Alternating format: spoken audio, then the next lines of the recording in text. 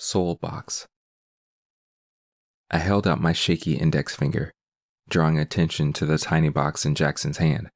The box was 6 inches by 6 inches by 6 inches, and made out of a type of metal that carried a blue hue. "You shouldn't worry about the box, Frank. You're pretty banged up and you might need some medical attention," Jackson replied to my gesture, pulling up an old wooden chair. I was surprised that the old wood could hold up Jackson's 300-pound body. I decided to ignore the little chair that could, and paid more attention to the machete sticking out of my side. "Huh? You think I might need medical attention?" "You should be alright if you don't get up, but let's not discuss that. Frank, you know why this had to happen, so stay focused on the reason why we're here." Jackson placed the little box on the floor. I couldn't keep my mind off of it. Consequently, I forgot why Jackson and I were sitting in this interrogation room. I tried to remember back before the machete was shoved into my side. After that, I blanked out. This wasn't good at all. I needed to know why I was sitting here fascinated by a tiny box and bleeding to death in front of this apathetic 300-pound man. That chair. "Why are we here, Jackson?" "You're kidding me, right?" Jackson asked, still staring at me with his cold eyes. My response was silence, so I assumed he understood my position in this situation. Jackson lifted his eyes to the ceiling and let out a sigh. "You are a real dumbass, you know that, Frank? I'm going to explain this one last time, and if I have to say it again, I'm just going to kill you. You took a very valuable disc from the inner core, created multiple copies, and sold it to every enemy country surrounding our great nation. Now, some consider that a great act since we are in a time of civil war. Those anti-patriotic bastards are just making this world war even more difficult. Now, you are here because you have the password to the encryption you put on every single disk, even ours." "Huh?" I questioned, still staring at the little blue box. I couldn't feel the machete anymore. I was too vexed by the cube. "You idiot! I need the password," Jackson yelled, punching me in the nose. I was pretty sure it was broken, but that wasn't as bad as the machete hanging out of my side.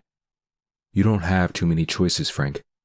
You give me the password, or the machete goes all the way through." "That's a very interesting scenario, Jackson.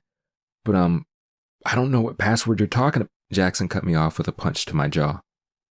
He was standing up now, slowly pacing behind me. The chair creaked with relief after Jackson stood up. I felt happy for the chair, but I was still vexed by that damned box. It seemed like I had seen it before, or sensed it before. It just seemed like a part of me. "All right, Frank. I know you didn't forget the password. So I have an offer for you," Jackson said, coming from behind me and standing next to the rickety chair. "My life isn't that important to me, Jackson, especially in the state I'm in now," I remarked, starting to chuckle a little. Jackson punched me in the nose again. "Frank," Jackson began, but paused and rubbed his eyes. After taking a deep sigh, he decided to sit down in the little chair that could and continue to speak. "Frank, do you know how our government keeps so many employed officers, scientists, loyal citizens, and politicians under control?" My response was silence, which he assumed that was the response that I wanted to know why.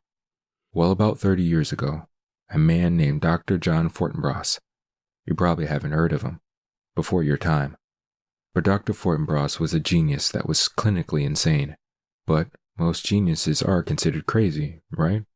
So this doc had a fascination with the souls of mankind. His fascination? Well, more of an obsession, drove him into solitude, where he researched for 15 years the origin of mankind's soul. After discovering this origin, guess what he did? Jackson questioned. "Did he go to Disneyland?" I tried to be humorous, but it just resulted in another punch in my nose.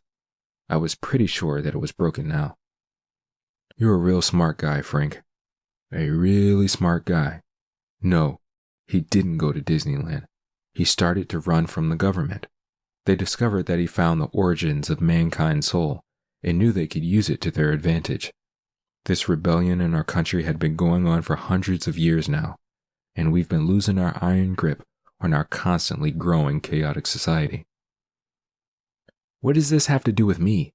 I asked, finally drawing my eyes from the blue box. Listen to what I have to tell you first. Kids these days.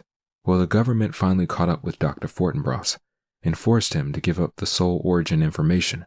The government realized the potential of this information and forced the doc to develop a system that extracted a human being's soul. After Jackson's statement, the room became silent. It took me a while to actually process what he had just said.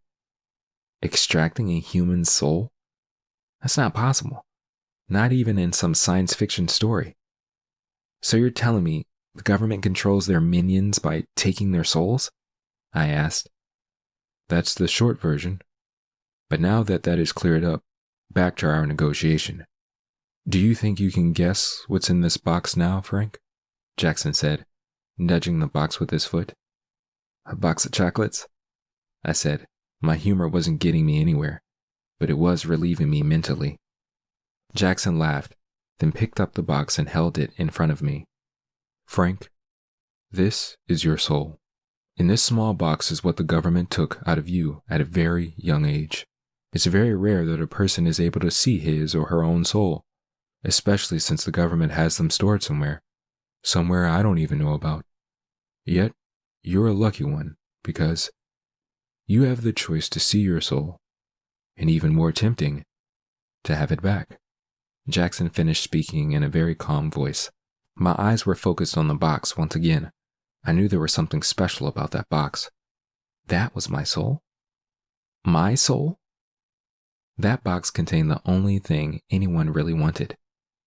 Every individual in this corrupted nation wanted his or her soul. I didn't know what to say to Jackson, except, what do you want for it? That's what I want to hear, Frank. Now all you have to do is give me the password to your encryption program, and you can have your soul, Jackson said, finally smiling. I started to cycle through the pros and cons of giving this country back their power. Everything was a con. I couldn't think of a single good reason for this country to have such a power, but I had to get my soul back. Hardly anyone had their soul nowadays. They woke up every day and followed the same robotic routine with no passion, no love, no goals, or any happiness. I would be able to finally break that cycle and finally be able to live my life. There wasn't anything in this entire world that could keep me from that box. The password is pi, I said bluntly. Another bomb of silence was dropped. Are you really serious about getting your soul back? Jackson asked, not amused. No, really, the password is pi. It's pi in binary, I said, starting to reach for my soul. A smirk started to grow on my face. I would finally have something that has meaning. Well, it's pi in binary, huh? Yes. All right, Frank. I'm going to believe you, but I have to send it to the boys first, Jackson said, pulling a cell phone out of his pants pocket. Right. And then I get my soul, Frank said, becoming impatient. That's right, Jackson said, waiting for someone to answer the phone. Yes, sir. This is Jackson.